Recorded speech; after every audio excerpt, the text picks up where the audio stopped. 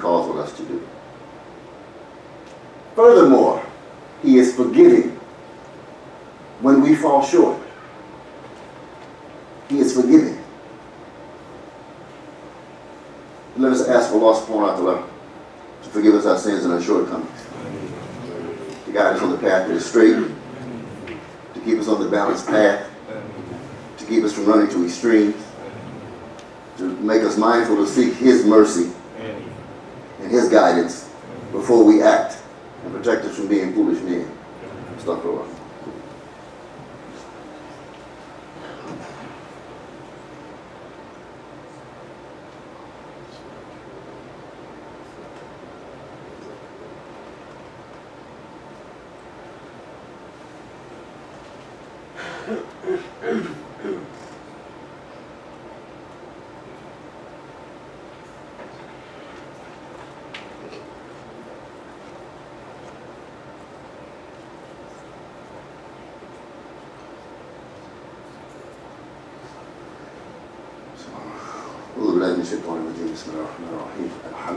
Alhamdulillah. Brothers and sisters, I want to say something about white people. I want to tell you something about white people. And I know a few white people. And for a while, in fact, I started consulting when I started observing certain things and thinking certain things, I started consulting with some of my white friends and associates and brothers, some of my Muslim brothers, and asking them about what they thought about some of these things. And then the other day, I listened to an interview with a guy who wrote a book. It's a white guy who recently wrote a book. And he confirmed the very things I was thinking. So I wasn't too far off. What I observed, I realized I wasn't too far off after listening to this guy talk about his book. Thinking about getting this book. But the point is this. White people have been losing their minds. In America, white people are losing it. They're scared to death. They're watching the numbers of the population, the ethnic makeup of the country change, and they're watching it change rapidly. This is why a buffoon, somebody who's clearly not even a very intelligent man, who's just a goofy little con man, can fire all these people up to fall in behind them with some kind of simple phrase like, "Make America great again." Now think about it. This is code words. We're going to make America great again. What he's saying is, I'm going to turn back the clock. If you let me, I'm going to turn back the clock. I'm going to cut off all these people from these places that we don't want them coming in. I'm going to stop them coming in. I'm going to build a wall. I'm going to create a barrier. Right? He wants to turn back the clock. Now what I'm saying to you is this. We, as people of hikmah, people of wisdom, because we read the Quran, we study the Quran, and we practice the deen, which gives us balance and guidance. And some of us get a chuckle every now and then. We get a little laugh. It kind of makes you feel good a little bit when you think about how frightened these people are, especially these people who have committed genocide, create mischief in other people's lands, you know, these power brokers. And to see them kind of quaking in fear a little bit, it gives you a little bit of a chuckle, you know. I do that too. But realistically, as a Muslim, my goal is to give da'wah to everybody. To invite everybody to the way of Allah with beautiful preaching. This is what Allah's command.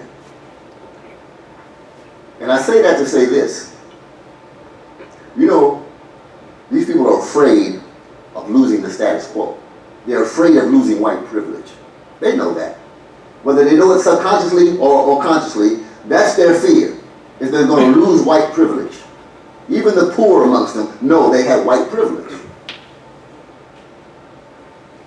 I can't even tell y'all how many times I've been stopped by the police for no reason. Then after they stopped me, then they kind of remember and think of what was an excuse for why they pulled me over.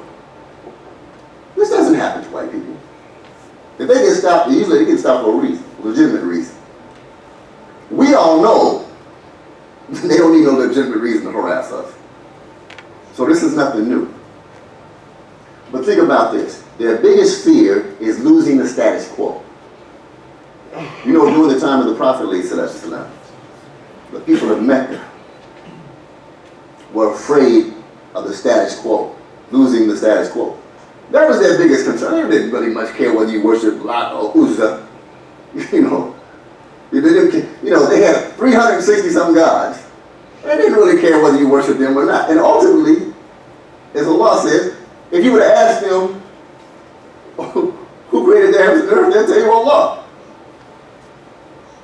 Their concern was that they had this great economy centered around the pilgrimage. And here this fool is talking about there ain't but one God. So what happens to all these people who worship Lot, or these people who worship Uzzah? Or the people who worship Hamut or Harut, or all these different. What happens to them people if we take these idols out of the Kaaba? They were afraid of their economy being upended. And think about what actually happened. The pilgrimage became not only just for Arabs, but all of mankind is coming to Mecca. So that the reality is that Allah knows what's best for you and you don't. But think about the conquest of Mecca. When the Prophet ﷺ and his Sahabi entered Mecca, there was no retaliation. There was no Hind, who hired an assassin to kill the Prophet's beloved uncle who was Muslim. The Prophet took no retaliation against the mercy that was shown. This is the sunnah of the Prophet. At every turn he showed mercy. He showed forgiveness. We have a mission that is given to us by Allah subhanahu wa ta'ala. And that is to invite everyone to the way of Allah. Whether people accept it or not, that's not on us. But we do have the mission to invite the people. That's our job. Whether you like the job or don't like the job, it's part of your job. And if you are sincere to Allah and His Messenger, or if you're sincere to this deen, you will find ways to approach the people and bring them to this guidance that will alleviate their fears, that will bring them a mercy. You know, there's an ayah in the Quran, Allah subhanahu wa ta'ala says, shall I lead you, told the Prophet to tell people, shall I lead you to a bargain that will save you from a grievous punishment? You know, Islam is a beautiful thing that Shaitan does not want people to know about. White, black, and everybody else. Shaitan does not want you. As long as people don't know about Islam, they can be pitted against each other. And we see that even in the Muslim world, where in countries where 90% of the people are Muslim, because they're lacking in sincerity, they're killing each other. Wallahi, the mess that the Ummah is in right now, the only way to bring a stop to it is not to fight against this group or fight against that group. You can say, okay, well, they were the aggressors, let's jump on their team. We don't even have a Khalifa to decide, to give the final decision as to which group we should be defending and which group we should be attacking. So the only way to bring an end to this mess is to get everyone to understand, whether they be a Kurd, whether they be an Arab, whether they be a Syrian, or a Persian, or an African, or an African American.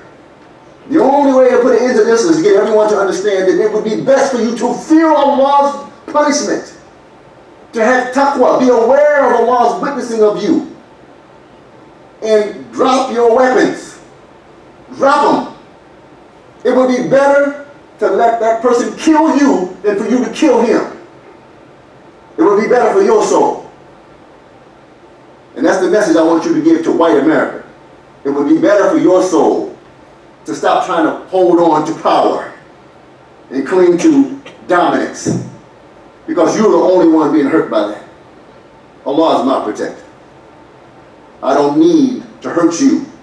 I need you to stop hurting yourself. اللهم صل على سيدنا محمد وعلى ال محمد كما صليت على ابراهيم وعلى ال ابراهيم وبارك على محمد وعلى ال محمد كما باركت على ابراهيم وعلى ال ابراهيم في العالمين إنك حميد مجيد. صدق الله العظيم. آمين. ويقام الصلاة.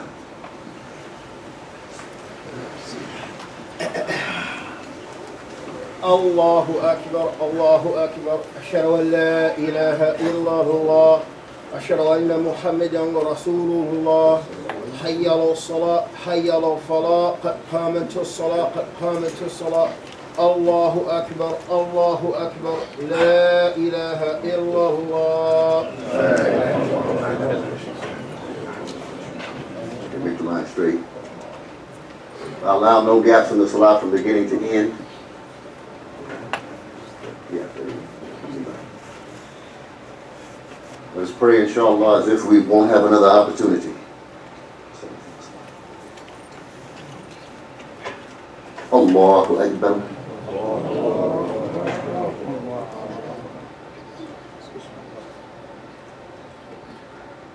الحمد لله رب العالمين الرحمن الرحيم مالك يوم الدين إياك نعبد وإياك نستعين اهدنا الصراط المستقيم صراط الذين أنعمت عليهم غير المغضوب عليهم ولا الضالين.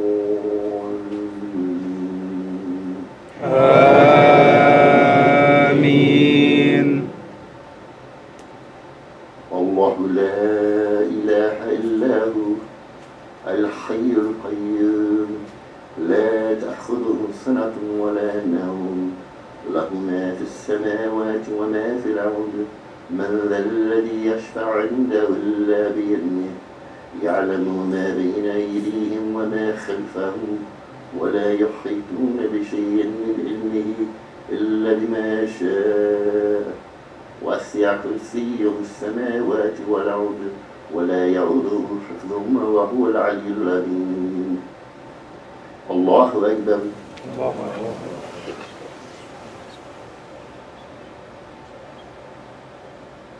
سمع الله لمن حمده.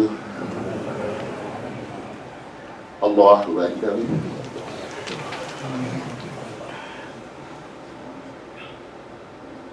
الله أكبر. الله أكبر.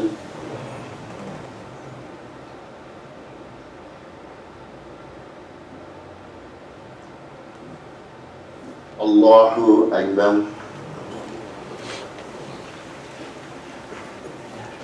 الحمد لله رب العالمين الرحمن الرحيم مالك يوم الدين إياك نعبد وإياك نستعين اهدنا الصراط المستقيم صراط الذين أنعمت عليهم غير المغضوب عليهم ولا الضالين.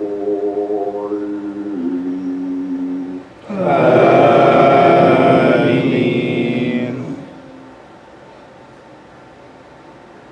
بسم الله الرحمن الرحيم قل هو الله أحد الله الصمد لم يلد ولم يولد ولم يكن له كفوا أحد.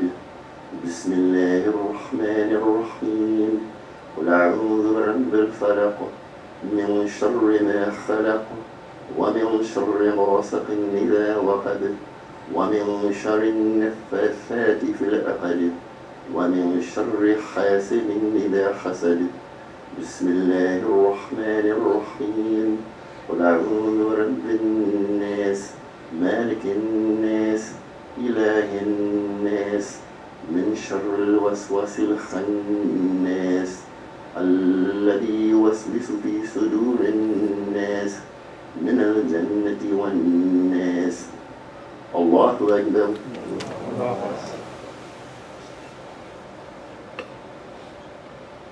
سمع الله لمن حمده.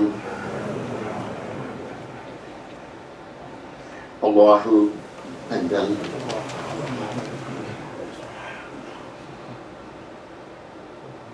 الله أكبر. الله أكبر.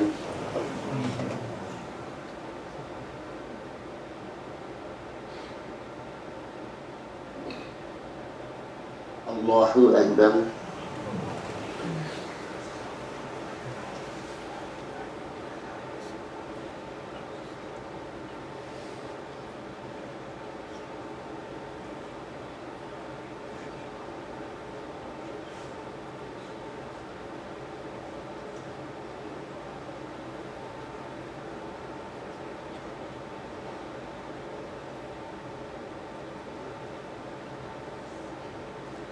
السلام عليكم ورحمة الله.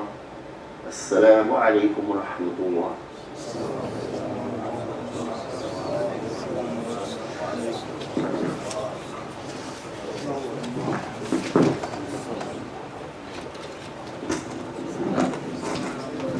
Assalamu alaikum wa rahmatullah. I have a few quick announcements. The first one, most important, the shore board of this masjid has elected to turn the masjid back into a 24-hour masjid. Prior to 2013, this masjid was open 24 hours a day, 7 days a week.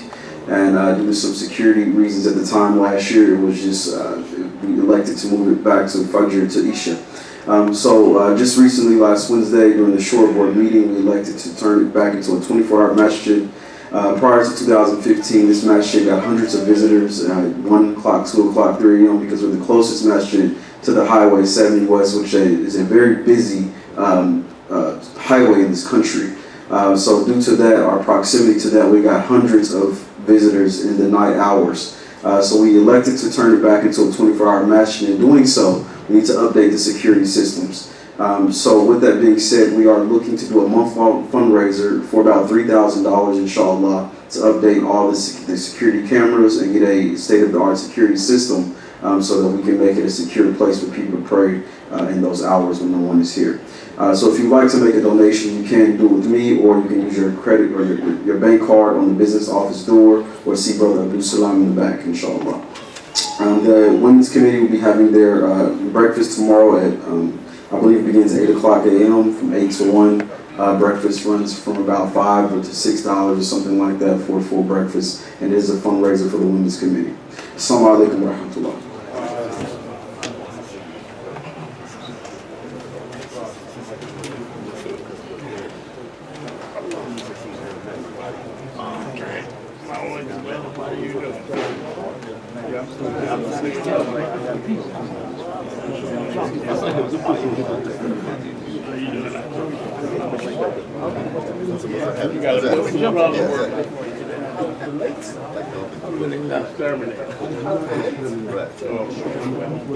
Only against Bucks. No, but listen, I can't. Just eliminate. Don't discriminate. No, he can't. You know, he can't discriminate. That's not real life.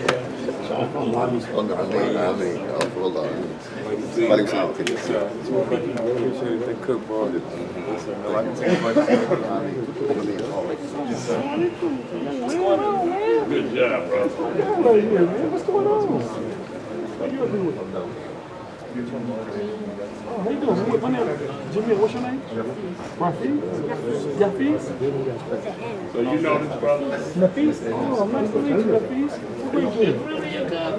No, man. How you doing? No, he was Okay, good. What y'all about to do? He took you know, he looks like a Berkey. I thought he was a Berkey the first time I saw him. No, that's not true. That's not true. No. I'm glad I'm brown.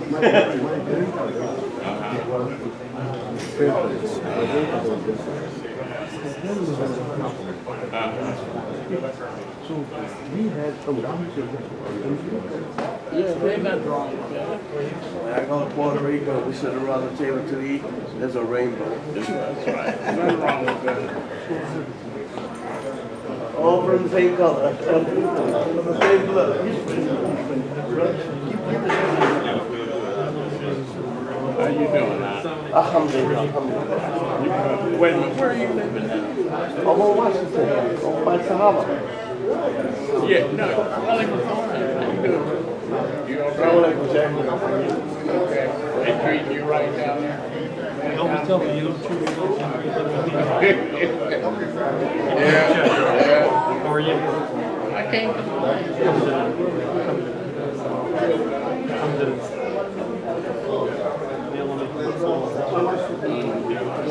Okay.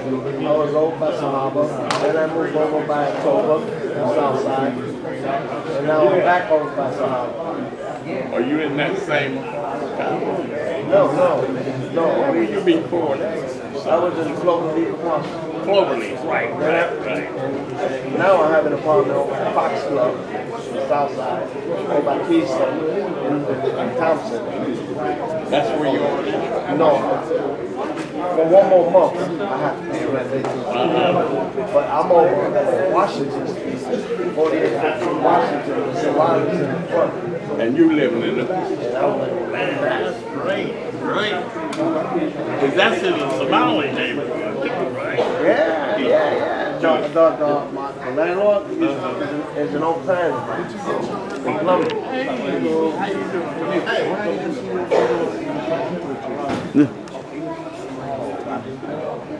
He left.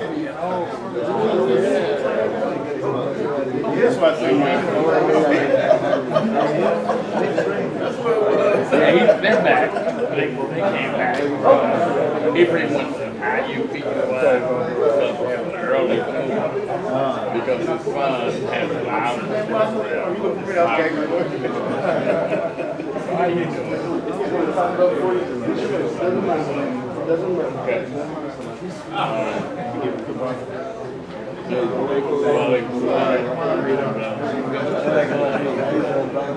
Hey man, I missed the meeting and y'all decided to not lock the masjid up anymore.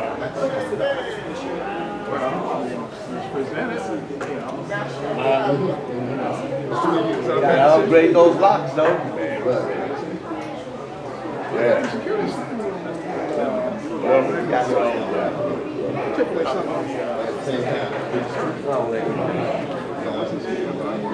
You know, we got a lot of homeless people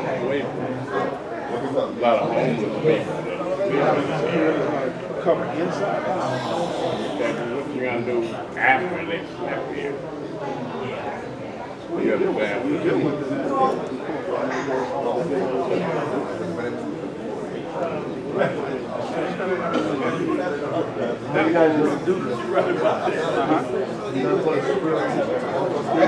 Combination lock on there? That was the original plan. Yeah. That would be better. And that way, that's all we want. No, they're talking about people coming miles down, they come in here. I don't think it's it's not being one. This was on through. And the way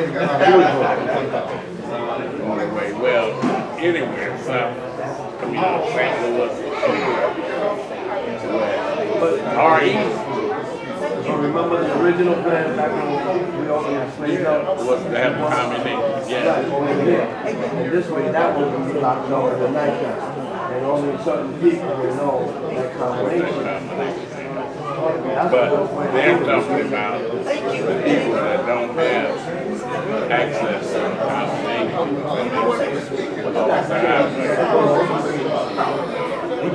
That way, you guys put a metal door there. You gotta